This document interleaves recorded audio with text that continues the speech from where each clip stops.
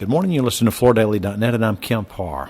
I'm at the FEI Group annual meeting on the west coast of the Chesapeake Bay, and I'm with Greg Waleke, the CEO of Redi Carpet. Greg, you doing okay? Doing great today. Thanks for asking. So it's been announced that you're retiring after being the CEO with Redi Carpet for, 25 years or so? 25 years as a CEO. I've been with Redi Carpet. It'll be about 28 and a half when I actually retire. Okay. Let's give our listeners a little background on Redi Carpet, not to be confused with Redi Floors, which is another company. Redi Carpet is one of the top 10 flooring dealers in the country, and you primarily focus on the multifamily business. You have locations in 23 cities and 14 states, right? That's correct. Multifamily flooring relay is our niche. We don't even go after the new construction. And do you do anything other than floors? No. So very specialized, but the biggest in the business, I would say, wouldn't you? Yes, we know we are the largest multifamily flooring contractor in the nation. How did you get in this business? Well, I came to Redi Carpet as the CFO in 1988. To me, it wasn't particularly a desire to get in the business. Carpet was widgets like anything else, and I was looking for a new position, and Redi Carpet was hiring. And I ended up there on April 3rd, 1988, and the rest is history. And this is in Houston, Texas, right? Houston, Texas. Yeah. You said something last night as you were talking to the group. The group actually honored you with one of their top awards. The FEI Group called you their Vision and Dedication Award winner for this year. And you said something, and it's interesting because leaders always often make it sound too easy, because you said that leading this company as fast as it's grown has been easy because you basically set the culture and just hired good people. Yes, as I mentioned, I was humbled to receive the reward because I really didn't have a flooring background, and my success in this company has been actually dedicated and focused on the fact that we hired good people and then just try to set the culture and get out of their way and let them do their job. So when I receive an award like this, I feel like it really belongs to them, not me. They did the hard work. Well, when you talk about setting culture, talk a little bit about the culture you've set with Redi Carpet. Well, it starts with the vision.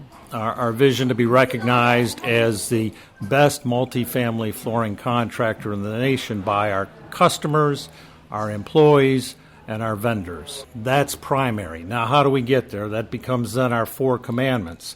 We are nice, we are customer obsessive, we are self-disciplined, and we keep our place clean because that's where we spend our time, and where we work and what it looks like reflects who we are. The second half of this was hire good people. How is it that you're able to find these people, that you're able to just get out of the way and let them run this operation? I think the key to that is our growth plans. In order to attract the top talent, you have to give them a career path. I wouldn't have been able to hire a Jerry Hoskell if at the time I said, hey, we've got 3 locations and that's all we want to do. You want to come help me run those. You need to give them an ability to grow too. And that's why growth is so important. So when you give them that opportunity, you can attract great people. And I really feel we've been successful in that. I think we have some of the best people in the multifamily flooring industry. Now, it seems to me like you're very comfortable in this position, obviously had it for a long time. Has it always been easy for you to be the leader of an organization like this? No. I tell the story often back at the very beginning as CFO where Bruce Crest came to me and said, I'm going to put you in charge of operations. And I told Bruce, I said, I don't know anything about operations. And he said, that doesn't matter, I'm putting you in charge of it. The first thing I did, because of my ignorance, was go out and find somebody who could actually do that.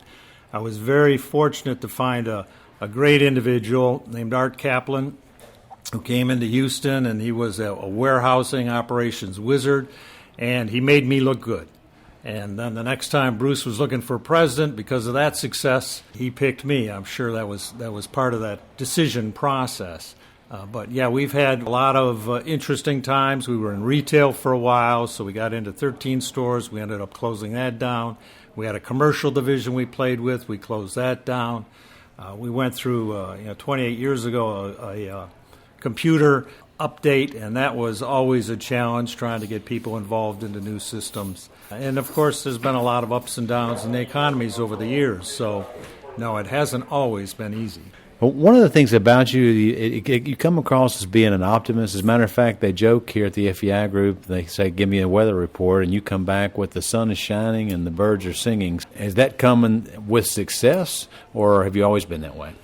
Well, I certainly haven't always been that way. My very first job evaluation out of college, the individual evaluating me said, it's a good thing you know what you're doing because you got the worst attitude in the company. And I took that to heart. And I happened to have a fraternity brother at that time who had got into selling Dale Carnegie training courses. And I thought, well, I better do something about that. And so I took the Carnegie course on how to win friends and influence people. And, of course, one of the things they teach is that people like optimistic people. And I took that to heart, and it totally has changed my life, and I really credit a lot of my success to that particular course. Mm-hmm. Dave Giesling, the head of the FEI group, got emotionally upset last night to introduce this award, and so you've obviously developed some great relationships through this 28-year tenure, right?